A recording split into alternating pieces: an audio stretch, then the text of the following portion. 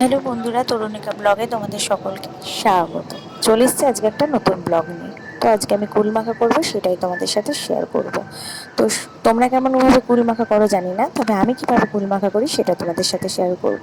প্রথমে আমি কুলগুলোকে ধুয়ে নিয়েছি এবং ধনেপাতাও নিয়ে নিয়েছি। কুল মাখা মানে ধনেপাতা আমি তো দেবই। তো যাই হোক, আমি তোমাদের সাথে একটুখানি তোমাদেরকে বলছিলাম তোমরা কেমন আছো, অনেকদিন তোমাদের সাথে যোগাযোগ করা হয়নি। তো এটা আমার অনেক দিন আগেই ক্যামেরা বন্দি করে রেখে দিয়েছিলাম কুল মাখা, যদিও এখন তো কুলের সময় না, তখনকার ভিডিওটা আমি ক্যামেরা বন্দি করে রেখে দিয়েছিলাম, সেটাই তোমাদের সাথে শেয়ার করবো। তো কুলগুলোকে ভালো করে শিলনোড়া দিয়ে থেতো করে নিলাম। তার ধনেপাতা তারপরে তো বাটতেই হবে। কুলটা থেতো করে নেওয়ার পর আমি ধনেপাতাটা বেটে নিয়েছিলাম, একটু লঙ্কা এবং নুন দিয়ে আমি ধনেপাতাটা সুন্দর করে পেস্ট করে নিয়েছিলাম, মানে শিলনোড়াতেই বেটে নিয়েছিলাম। তো এই দেখো, বাটার পরে এই মানে এরকমই লুক এসছে ধনেপাতাটার, তো তোমরা সবাই জানো, যা তাও তোমাদের সাথে শেয়ার করলাম। তারপরে কুলগুলোর মধ্যে ধনেপাতাটা দিয়ে একটুখানি চিনি, স্বাদ মতন চিনি দিয়ে ভালো করে মাখিয়ে নিয়েছিলাম। দেখো ফাইনালি রেডি আমার কুল মাখা। খেতে দারুণ টেস্ট হয়েছে।